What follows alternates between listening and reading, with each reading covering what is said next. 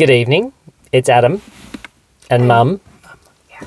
And tonight we went and saw The Last Daughter. Now, this is a film co-directed by Brenda Matthews and Nathaniel Smith. Mm-hmm. And Mum, can you tell us... Oh, this was the closing film for the Gold Coast Film Festival tonight. Mm-hmm. Mum, can you give us a little synopsis of what this film is all about?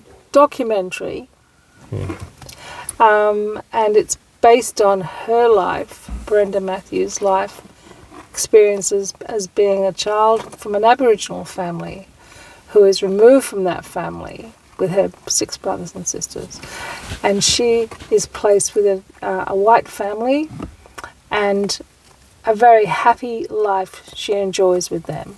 And then she is returned to her Aboriginal family. And it's her journey of not knowing which world she should be in and who she should love, basically. And whether her white family will accept her again if she goes back to see them. And the trauma of that for both families, really. So that's basically it. That's basically it, isn't it? So it's a journey of self-discovery and trying to have an identity, I suppose. Because Brenda, was she at the age of 4, was it? That she was fostered out to this white family. Not a great deal of sort of context given. It was a very quick handover. And an integration into a family of a young couple that already had 3 kids, I think, at the time, right? So, and,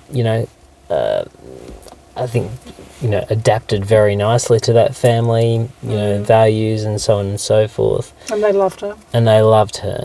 Which was really important. And she felt that mutual love, and there was never any animosity or anything like that. And she very heavily bonded with the sister. Was it Rebecca?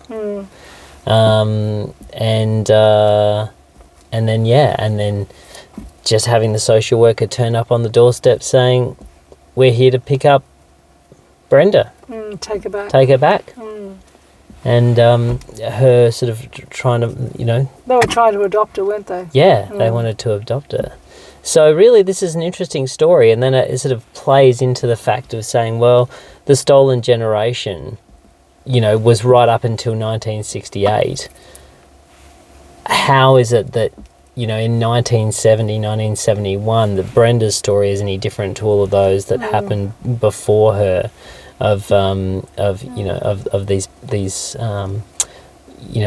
Indigenous people being stolen away from their parents, So it was a very interesting, and I think from that point it's very, very interesting, and how the story came about was very interesting, I think, with Nathaniel and Brenda meeting at the Currumbin Cell, having a few drinks. He's finding out about her story, and then subsequently 6 years of him basically living in her space, capturing all of these moments like a fly on the wall in her life, for a long time, and the recreation of some of those fragments of memory coming back into the fold of her. It's almost like a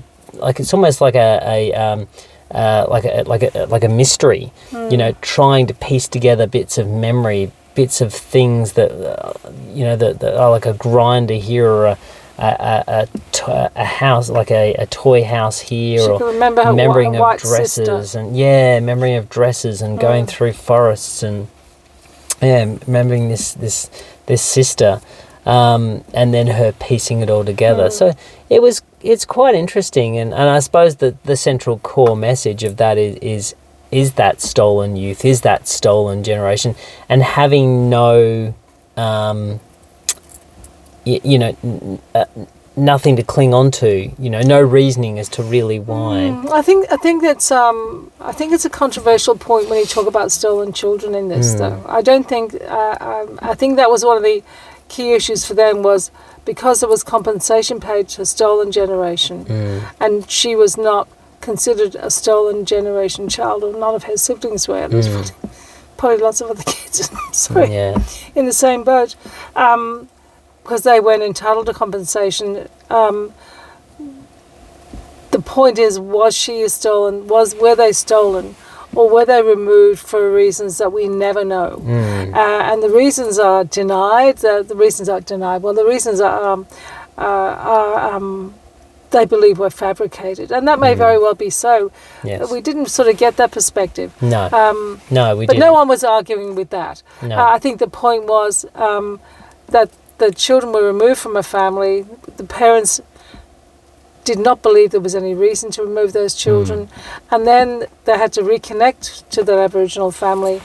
And once she'd reconnected, how could she then reconnect with her white family? Absolutely. And the heartache that would bring to the Aboriginal mother and father, I guess. Yes, So yeah. that was probably part of the most of the point. And of course, her husband is a white man. She marries a white man, and he's got children and she's got children. But there's a lot of generosity and love in this whole story, really. Yes, that's the big thing. I think the overriding yeah. message of this Yeah. really is, you know, confusion over the past, but an acceptance of and a wanting for that love to be combined. And I guess that was a metaphor for, you know, really the story that she wants to get out, and the fact of, you know, the combination of cultures, of Doesn't matter, of everyone- race, creed. You know, and it's a lovely message to have, and the fact of, you know, if you're willing to let love come in, then you'll be reciprocated for that love coming out, no matter what the past has happened. Oh, yeah. We're creating our own history today, and that's lovely. That's And I a guess lovely in this story too, there's a lot of people involved in this journey with her. It's not just her alone, it's her husband and his children. Absolutely. And her children. Yes. And his children. It's a beautiful scene where his daughters, both in their school uniforms, Yes. and articulate young women are sitting there searching through things, trying to find information for her about her former family. And something about that is lovely. It shows a lot of respect for her. It does. And probably a lot of love for her. And I think Which that's is lovely. the journey, isn't it, that she took? Absolutely. With fear, because she didn't know how it was all going to work out for her Aboriginal mother or her white mother, Yes. if you want to say that. So, but they all stepped forward too, didn't they? Yes. And her white father was particularly impressive man. But yeah, that was a lot. It was very nice. I mean, you can look at lots of aspects that perhaps the story could have been. Yeah, I think different. there's certain things that probably could have been paced along a little bit, and I'm sure that there's, you know, they've chosen to focus on the parts of the story that they wish to, and it's like every story can have many different facets to look at, and there is an arc within this story, and then there is a start and there is a resolution, and we do get to a point, and you know the film sort of does that job, and with flashbacks, the dramaticism, the dramatization of certain things, I think it all worked very, very well. I think all the actors that were involved in that portrayed their part very, very well. Yeah. It didn't feel overly manufactured. It kind of felt like you're almost watching one of their home movies almost playing out, and I think that was a really good conscious choice by the director to do that. And I think that it was very interesting tonight hearing Nathaniel talk about how he was granted the access, love, and creating those relationships was very, very important. To be able to give an authentic film. You know, this was something that's created over many years because the trust was there, the love was there.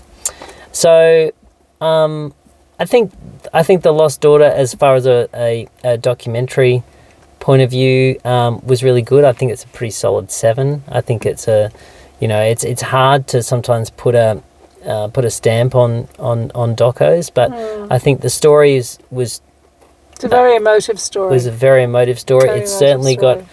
got some tears going. You got some woos from the audience, and I think, you know, if you're invested in wanting to find out about the past and piecing together, and you're into a bit of a mystery, I think it's kind of quite good from that point of view. Yeah, but I think also the message is, you know, especially now with talk of the referendum and so much controversy over that, I think the message is that really, and she said it quite well, didn't she, that we're really, their history could be our history. Correct. If we all join together Yes. and accept each other as we are. You can't wipe history, but you can share history. And I think that was the message. That was the message, and a good message. Okay. What was your score?